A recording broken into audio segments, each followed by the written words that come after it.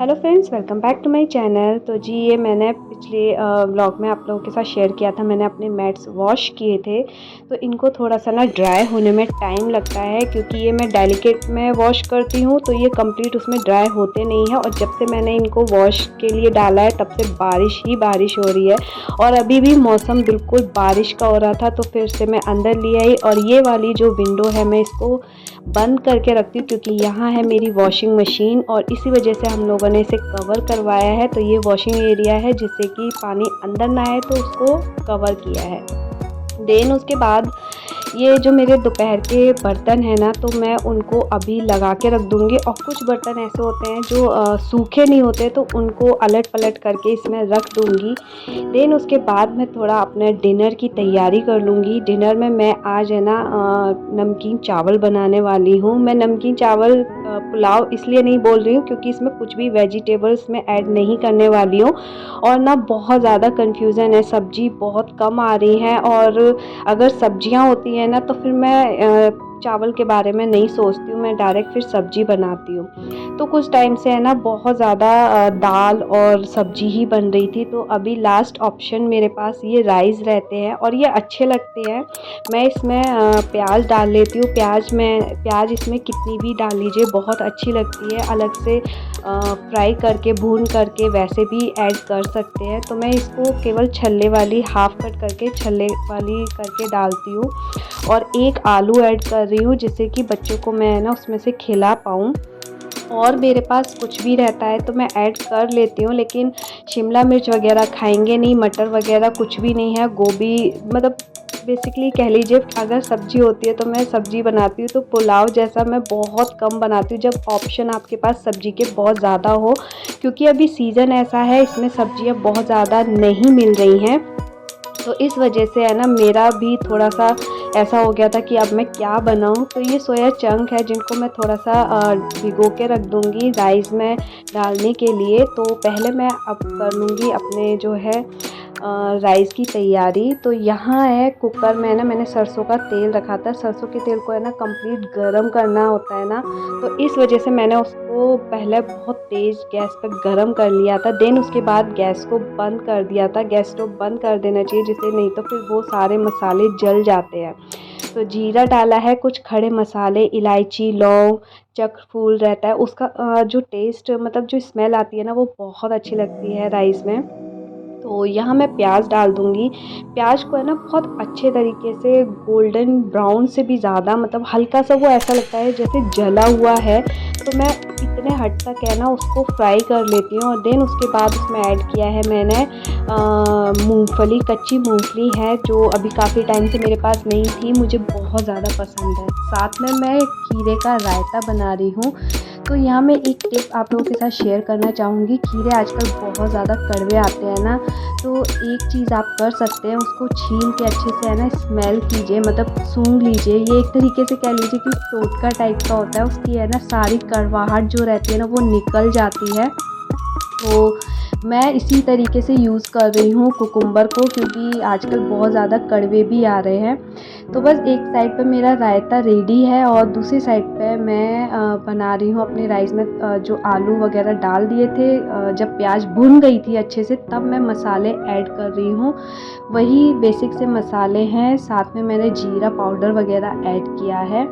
तो बस यहाँ पे इसको भी अच्छे से मसाले को है ना मैं भून लूँगी। देन उसके बाद इसमें राइस ऐड करूँगी, जिससे कि वो मसाले ना कंप्लीट भूनना ज़रूरी होता है, उसका टेस्ट इन्हेंस होता है, बढ़ जाता है। तो यहाँ मैंने राइस जो है डिप करके रखे हुए थे, और इसमें मैं पानी अपने जो है उसके अकॉर्डिंग डालूँगी कि मेरे राइस कितनी देर से डिप किए हुए हैं। देन उसमें मैंने नमक डाला है। अब मैं इसको बंद करके इसमें थोड़ी देर में सीटी लगा लूँगी। पहले मैं इसमें कर रही हूँ सोया चंक की तैयारी, यानी कि मैं इसको राइस में कुकर में या मसाले में ऐड नहीं किया है, इसे मैं ऊपर से ऐड करूँगी। तो यहाँ मेरे राइस बन गए हैं। इतनी देर में मेरे सोया चंक जो है मैंने फ्राई कर लिए थे घी में, उसको ऐसे भी खा सकते हैं, बट मैं इसको ऊपर से ऐड कर दूँगी। ये गोल्डन ब्राउन हो जाते, क्रिस्पी करना है बेसिकली इसको। और इसको अच्छे से मतलब थोड़ा सा राइस में मिक्स कर दूँगी, जो मसाले वगैरह हैं वो इसके अंदर आ जाएँ। और देन इसको कर दूँगी कुकर का जो ढक्कन है ना, मैं थोड़ी देर के लिए बंद कर दूँगी।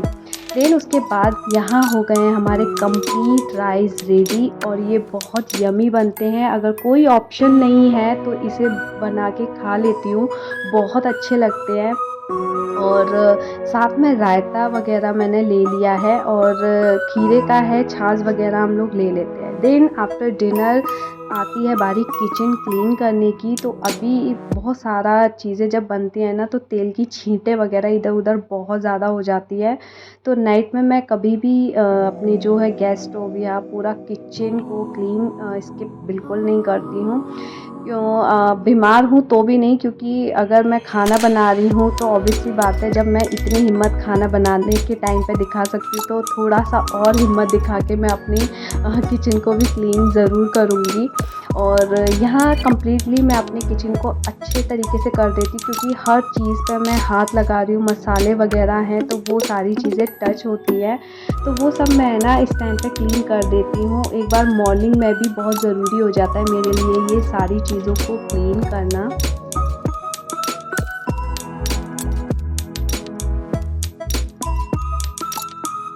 देन उसके बाद एक बार है ना कपड़े से पूरे स्लैब को अच्छे तरीके से ना साफ़ कर देती हूँ। उसके बाद ही मैं अपना क्लीनर यूज़ करती हूँ, जो मैं आप लोगों के साथ बहुतों बार शेयर कर चुकी हूँ कि मैं घर का बनाया हुआ यूज़ करती हूँ। देन उसके बाद बारी आ जाती है ढेर सारे बर्तनों की। कई बारी ऐसा होता है कि दोपहर के या शाम के कह लीजिए चाय के बर्तन रहते हैं, तो मैं उन्हें ना साथ के साथ क्लीन कर देती हूँ। पर बहुतों बार ऐसा होता है कि मैं उसको साथ के साथ क्लीन नहीं कर पाती हूँ, क्योंकि मैं काम में बिज़ी हो जाती हूँ। अगर कुछ काम नहीं होता तो फिर मैं सीधा पहले अपने थोड़े बहुत ही बर्तनों को साफ़ करके साइड में रख देती हूँ। तो यहाँ मैं अपने पहले जितने भी बर्तन होते हैं ना, जूठे बर्तन होते हैं, उनको कंप्लीट वॉश करके बाहर निकालती हूँ, क्योंकि मैं उनको इस तरीके से है ना गंदे वॉश नहीं कर सकती। पूरा जूना वगैरह सब कुछ गंदा हो जाता है। तो इस वजह से मैं पूरा है ना इसको जो मेरा सिंक एरिया उसको भी अच्छे से क्लीन करूँगी। सारी चीज़ें जितनी भी इसमें कलेक्ट होती है ना, फूड वगैरह, उन सबको निकाल देती हूँ। देन इसका पूरा मैं अच्छे तरीके से, जैसे हम बर्तन क्लीन करते हैं ना, बिल्कुल ऐसे ही मैं इसको मांज देती हूँ। और ये अच्छे से जब चमक जाता है ना, तो आप इसमें अपने जो धुले हुए बर्तन है ना डालने में बुरा नहीं लगता है। और क्योंकि ये भी पूरा क्लीन हो जाता है, सारी चिकनाई इसमें से हट जाती है। तो देन उसके बाद बारी आती है अपने बर्तनों की। तो मैं उसको है ना अच्छे तरीके से, जितने भी ऑयल वगैरह या बड़े बर्तन रहते हैं ना, उनको पहले नीचे रखती हूँ। छोटे छोटे बर्तन जो है बाद में उसके ऊपर रखती हूँ।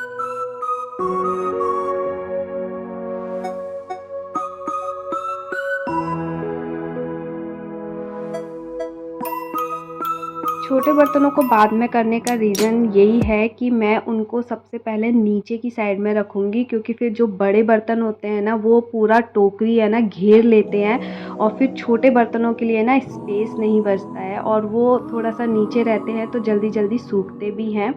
साथ में यहाँ पे मेरे बच्चों की बोतल, टिफ़िन वगैरह सारी चीज़ें रहती हैं। कांच के बर्तन वगैरह रहते हैं, क्योंकि हम कर रहे हैं तो बहुत ध्यान से करते हैं, तो मैं इतना ज़्यादा अलग करके रखने की अब मुझे ज़रूरत नहीं पड़ती है। जितनी भी स्पून्स हैं उनको एक साइड पे जब मैं वॉश करती हूँ ना, तो एक ही ग्लास में या किसी कटोरी में कलेक्ट करके रख लेती हूँ, जिससे कि मेरा टाइम बचे, मैं एक एक ना ढूंढूँ। साथ में मैं अपने बच्चों की बोतल को पूरा दिन में एक बार क्लीन ज़रूर करती हूँ। इसको अच्छे तरीके से मांज देती हूँ, क्योंकि ये पूरा टाइम इनको यूज़ करते हैं, तरह तरह के हाथ लगाते हैं, तो इसको क्लीन करना डीपली बहुत ज़रूरी हो जाता है। तो जितनी भी बोतलें हैं उसकी जो स्ट्रॉ है, मेरे पास स्ट्रॉ क्लीनर नहीं है, तो ये इस टाइप की ना स्टिक है मेरे पास लकड़ी की, तो मैं उससे इसको क्लीन कर देती हूँ। तो मुझे कभी ज़रूरत नहीं पड़ी और बहुत अच्छे से क्लीन हो जाती है। और यहाँ पे बस अब मैं अपना पूरा जो है साइड से जितना भी सोप वगैरह उनको हटाऊँगी, साफ़ कर लूँगी सारे पानी को। देन उसके बाद मैं यहाँ पे साइड में कपड़ा लगा के एक टोकरी रख दूँगी। मेरी टोकरी से बहुत ज़्यादा पानी नहीं निकलता क्योंकि नीचे ट्रे है, बस साइड में लगाना पड़ता है क्योंकि जितना भी हम लोग बर्तन रखते जाते हैं ना, तो उसका पानी धीरे-धीरे बहुत ज़्यादा नीचे आने लगता है। तो साइड में पहले आती है बारी प्लेट्स की। प्लेट्स को साइड में लगाने से है ना थोड़ा-सा आपके सिंक में जगह बन जाती है और ये भी साइड में अपनी जगह बना लेते हैं। अब मेन बारी आती है जो सबसे पहले, जैसे स्पून का गुच्छा था ना, तो उसको कलेक्ट करके रखने का ये फ़ायदा है कि आप इकट्ठा उसे वॉश कर सकते हैं। सारे छोटे बर्तन जाएंगे, लेकिन जितने भी जो मुझे मॉर्निंग में ज़रूरत है ना जिन बर्तनों की, वो बिल्कुल टॉप पे रखती हूँ, जिससे कि सुबह उठते टाइम मुझे बहुत ज़्यादा लंच बॉक्स ढूंढना ना पड़े, एक एक चीज़ को उठाकर ना ढूंढना पड़े। तो जितने भी लंच बॉक्स रहेंगे, बोतल रहेंगे, उनको मैं टॉप पे रखती हूँ। मेरे बेटे की जैसे सिपर है, बोतल वगैरह, तो उन सारी चीज़ों को मैं ऊपर रखूँगी। और देन लास्ट में मैं ना अपने जो है बोतल्स वगैरह को क्लीन एक बार है ना पानी भरने से पहले फ़िल्टर वाले पानी से वॉश कर देती हूँ। तो यहाँ मेरी एक बार ट्रे को मैं अच्छे से धो दूँगी, क्योंकि इसमें जब पानी कलेक्ट होता है ना, ये थोड़ा-सा गंदा होना शुरू हो जाता है। तो पूरा दिन में एक बार इसको क्लीन करना ज़रूरी है। बर्तनों को मैं बाहर रख देती हूँ, जिससे कि वो अच्छे तरीके से ना सारे बर्तन ड्राई हो जाएँ। तो बस थोड़ा बहुत पानी जितना भी आता है, तो मैं एक बार फिर से अपने स्लैब को क्लीन कर देती हूँ, क्योंकि पानी ना काफ़ी स्लैब इस तरीके से है कि वो सारा पानी ना नीचे आना शुरू हो जाता है। तो पूरा सिंक एरिया ड्राई कर देती हूँ, बहुत उसके जो पानी के निशान हैं वो ना पड़े, इस वजह से। तो देन बस मेरा पूरा काउंटर टॉप अच्छे से चमक जाता है। बट क्योंकि इसका ये थोड़ा-सा अलग पत्थर है, तो उतना ज़्यादा चीज़ें नज़र नहीं आती, इसलिए मैं 2 से 3 बार इसको पोंछती हूँ। तो इसी के साथ मैं अपने वीडियो का एंड करती हूँ। वीडियो पसंद आए तो इसे लाइक करना, शेयर करना और सब्सक्राइब करना बिल्कुल मत भूलना। मैं मिलूँगी अपने नेक्स्ट वीडियो में, तब तक के लिए bye bye and thanks for watching. Bye.